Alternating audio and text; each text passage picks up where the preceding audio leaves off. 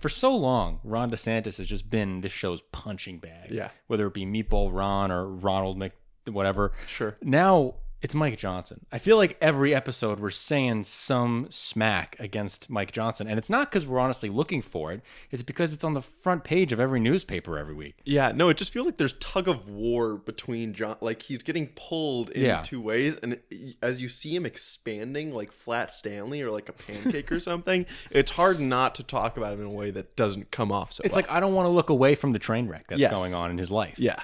So what I want to focus on is his struggle to pass Ukraine aid, because the truth is Mike Johnson wants to pass Ukraine aid. Mm-hmm. He ideologically agrees with the notion of stopping Putin's Russia.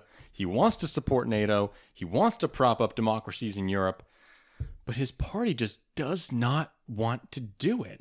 And so he's been in this awful situation where he has Marjorie Taylor-Greene and the Republican voter base just hounding down his neck, saying like, don't do it, you're a sellout, the money's not going in the right places, you spend the money here at home, but who knows what that means, really. Yeah, it's interesting, a New York Times article, did you see, it came out in the Times recently that Johnson has been saying behind closed doors that he wants to pass Ukraine aid, but he knows that he's going to lose his job if he tries to do it. And so Marjorie Taylor-Greene has specifically threatened to push at any point during a legislative session to be like, I call that motion, and then everything's thrown into a loop here. Mm-hmm. So she has threatened specifically that if he pushes Ukraine aid onto the floor, she will do the motion to vacate. Yeah. So now it's just this whole mess.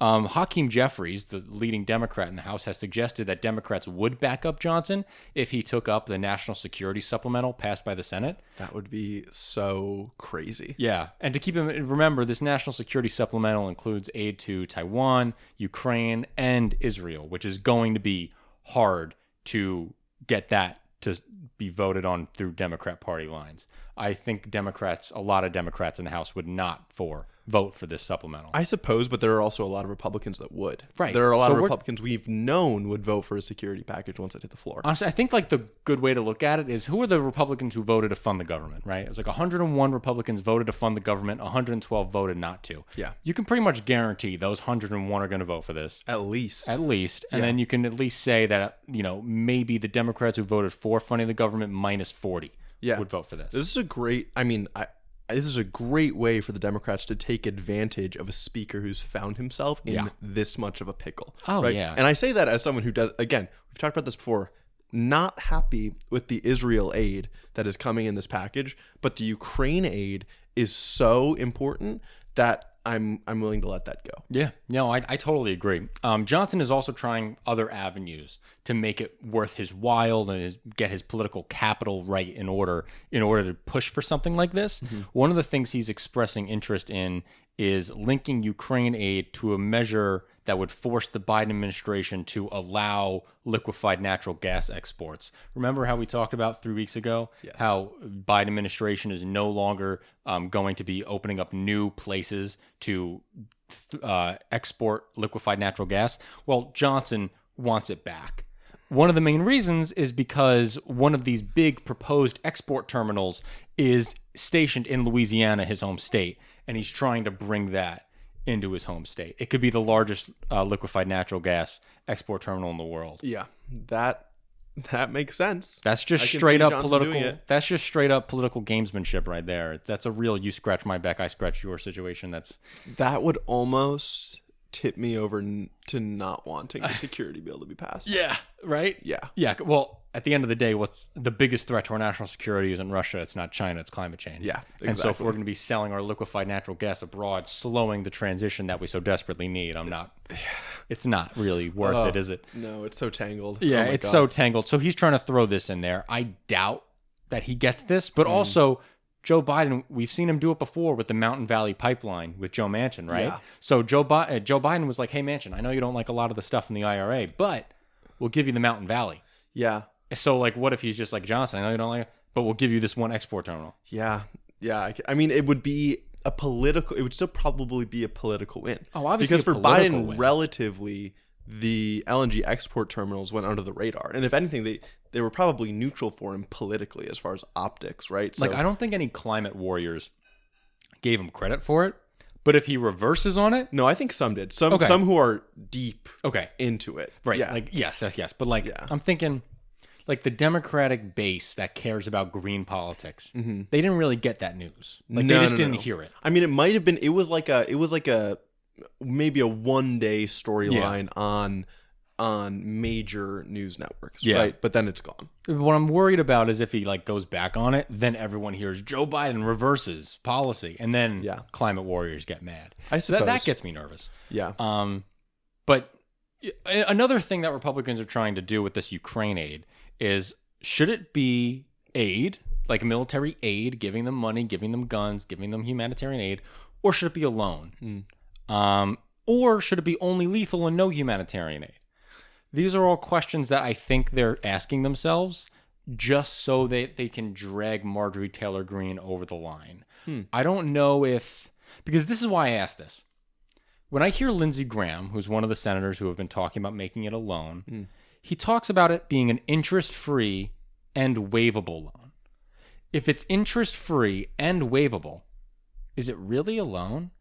Like if it's interest-free and waivable with no like desire or no explicit payback schedule, isn't it basically just giving them the money anyway? Not if we are the ones who get to choose to waive it. So I kind of like, I'm okay with this idea. It's like if they won't be able to afford to pay us back, then we'll waive it. If it's better for our interests in terms of maintaining their economy and their ability to keep fighting this war, to waive it, then we can waive it.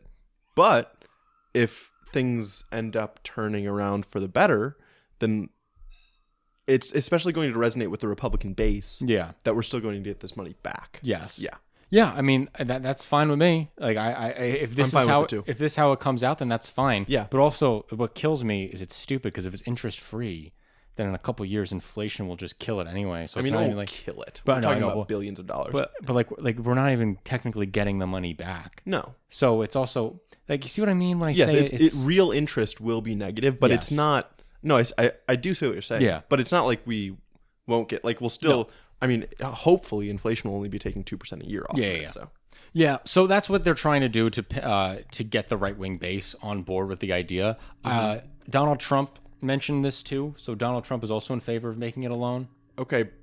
That sounds to me like he is okay with the aid in some way, which was not my understanding of his position before. So he has had conversations with Lindsey Graham, which Lindsey Graham has made public, about it being a loan. Okay. That's good though, right? It is good. That makes me think that it can get through. Yes, I think it's good. I'm just worried that Republicans aren't like Marjorie Taylor-Greene and the hard right of the party. Won't let it happen. Yeah, like I'm worried that that's not actually what their issue is. Like, it's their issue is more ideological. Yeah, like I'm worried it's more of an ideological than like a principle, good politics, good policy type thing. I'm sure it is, but it can't hurt. Yeah, right. No. We're working in the right direction. Yeah, I agree. Johnson has also pushed for this, which I absolutely love this idea: selling off assets taken by the Russians through the Repo Act, and then using that money to pay for the Ukraine aid. This is something that they've been trying to do in the EU for at least a few weeks now as well. And I agree with this move as well. Yeah, that's a great move. Yeah. I mean, if we're sitting, and I listen, I've read stories about how like we're sitting on like these huge Russian yachts. Really? And we have to like pay for the upkeep, and we're like paying for the cleaning and the docking fees, and it's like millions of dollars a year. Really? Yeah. And it's obviously millions of dollars a year for the federal government isn't anything, but it's just funny.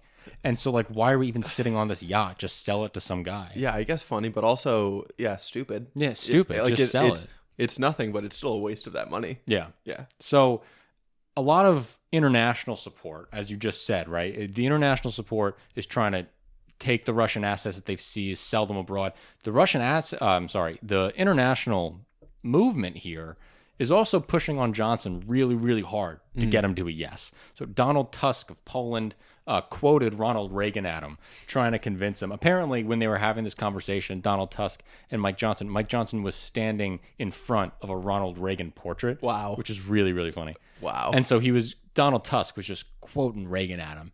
And Johnson was like, yeah, no, I agree with you. In addition, and Donald Tusk is the prime minister of Poland, recently elected. Other 23 European parliaments have sent a letter to Mike Johnson imploring him to take up the additional assistance. So he's just getting hounded by the international community. And I think he knows that he's on the wrong side of history if he doesn't do this. He definitely knows. I was going to ask, does your read of him say that he cares at all about that?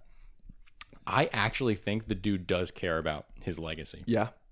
Yeah. Okay. I think from what I know about the guy is he's a very religious man. Mm-hmm. And I think that religious aspect of him is not a grift.